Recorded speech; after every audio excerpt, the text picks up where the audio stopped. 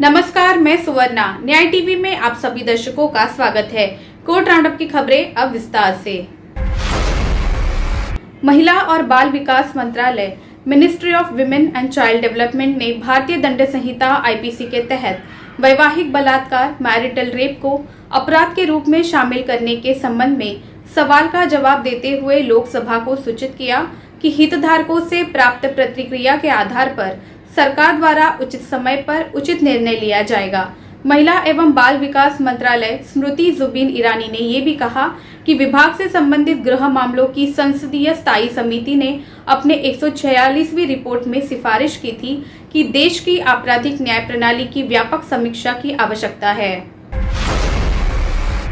कानून एवं न्याय मंत्रालय, ministry of law and justice ने लोकसभा में बताया कि जब से कोविड-19 लॉकडाउन शुरू हुआ है, तब से जिला न्यायालयों ने 1,23,19,917 मामलों की सुनवाई की और हाईकोर्ट ने वीडियो कॉन्फ्रेंसिंग का उपयोग करके 28 फरवरी 2022 तक 61,02,859 मामलों में कुल 1.84 करोड़ की सुनवाई की। आगे कहा गया कि सुप्रीम कोर्ट ने 14 मार्च 2022 तक 2,18,891 सुनवाई की। इसके साथ ही लॉकडाउन अवधि में हुई वर्चुअल सुनवाई ने सुप्रीम कोर्ट को वर्ल्ड लीडर बना दिया।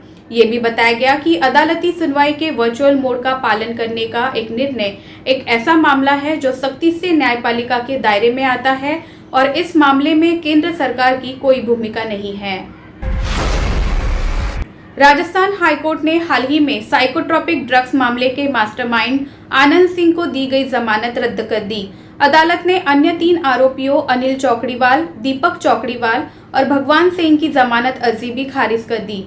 जस्टिस पंकज भंडारी ने स्वतः संज्ञान लेते हुए जमानत रद्द करने की अर्जी मंजूर करते हुए कहा, आरोपी प्रतिवादी की संलिप्तता इस तथ्य से बहुत बड़ी है कि आरोपी आनंद सिंह के मोबाइल फोन में प्रासंगिक तस्वीरें और व्हाट्सएप चैट पाए गए जो स्पष्ट रूप से दिखाते हैं कि वो इन साइकोट्रोपिक पदार्थों के लिए ऑनलाइन ऑर्डर प्राप्त कर रहा है और उसे यूएसए में निर्यात किए हैं। इसके अलावा चार्जशीट से ये भी पता चला है कि आनंद सिंह ड्रग सिंडिकेट का मास्टरमाइंड है। अदालत ने कहा कि आनंद सिंह की उपस्थिति खातीपुरा में परिसर की तलाशी के दौरान दिखाई गई है, जहां से वाणिज्यिक मात्रा में प्रतिबंधित सामग्री की वसूली की गई। मृतक के पिता द्वारा एफआईआर दर्ज कराने के बाद मामला सामने आया था। मृतक की शादी आरोपी के साथ हुई थी। घटना के करीब 15 दिन पहले आरोपी का मृतक से झगड़ा हुआ था और वह अपने मायके चली गई थी। मृतक पति ने अपने ससुराल वालों से संपर्क किया और अपनी पत्नी से मिलने का अनुरोध किया, लेकिन कोई फायदा नहीं हुआ और बाद में आत्महत्या कर ली। एफआईआर के अवलोकन पर अदालत ने पाया कि मामला आरोपी पत्नी द्वारा आत्महत्या के लिए उकसाने से संबंधित है।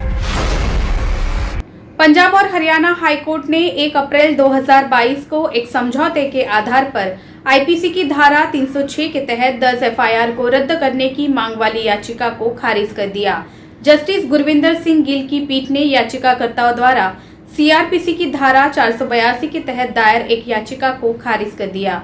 धारा 306 के तहत आत्महत्या के लिए उकसाने की एफआईआर रद्द करने की मांग दावा इस आधार पर किया गया था कि मृतक के परिवार और आरोपी के बीच समझौता हो गया है।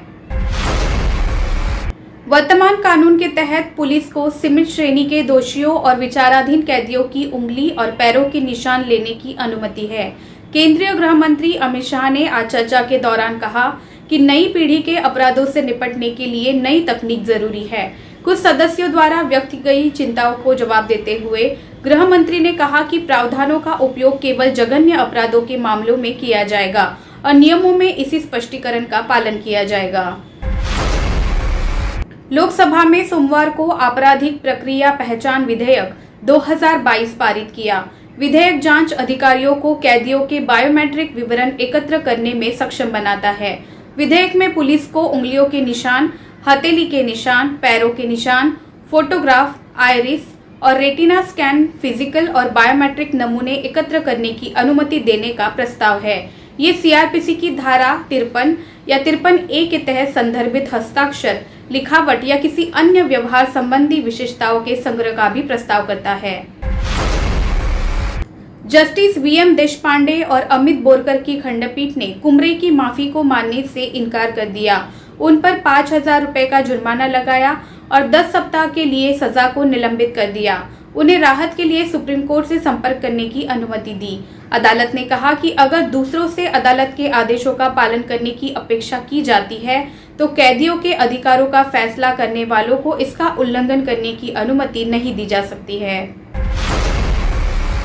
बॉम्बे हाईकोर्ट ने नागपुर के केंद्रीय कारागार के अधीक्षक अनूप कुमार एम कुमरे को अवमानना का दोषी ठहराया है।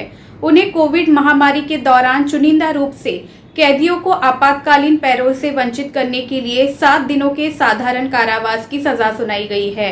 कोर्ट ने कहा, यदि न्यायालय को पता चलता है कि सरकार अधिकारियों द्वारा किसी कैदी को पैरोल देने के अस्वीकार करने की कार्रवाई से भारत के संविधान के अनुच्छेद 14 और 21 का दम घुटता है, तो उस स्थिति में न्यायालय को कानून के शासन को बहाल करने के लिए कार्य करना चाहिए और कैदियों के अवशिष्ट मौलिक अधिकारों का सम्मान करना चाहिए।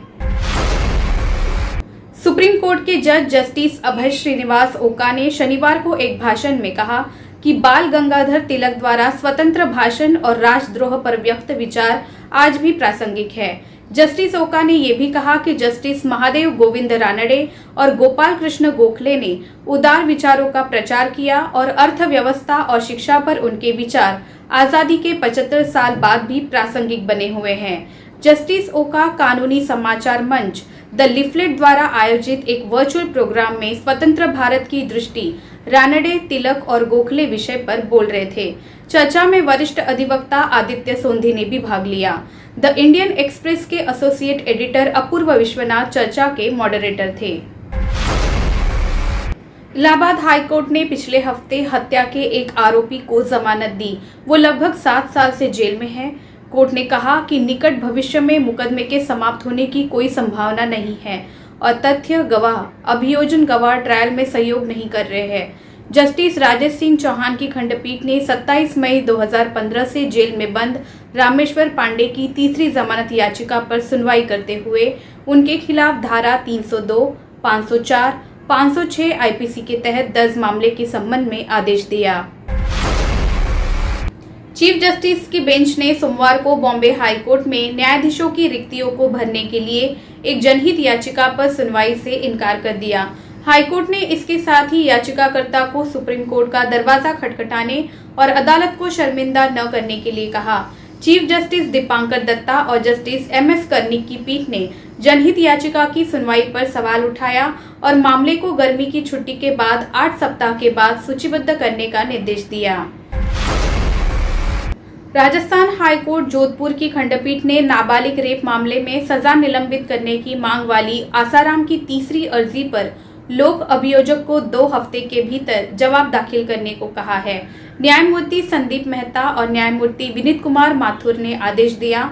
लोक अभियोजक को सजा के निलंबन के लिए इस तीसरे आवेदन पर जवाब दाखिल करने के लिए समय दिया जाता है। इससे पहले 21 मई 2021 को राजस्थान हाईकोर्ट के न्यायमूर्ति संदीप मेहता और न्यायमूर्ति देवेंद्र कछवाहा की खंडपीठ ने जिला और जेल प्रशासन को यह सुनिश्चित करने का निर्देश दिया था कि आसाराम को वृद्धावस्था और चिकित्सा स्थिति में उचित उपचार, पौष्टिक आहार और एक सुरक्षित वातावरण प्रदान किया जाए। फिलहाल बस इतना ही। अन्य खबरों के लिए जुड़े रहिए न्याय टीवी के साथ। नमस्कार।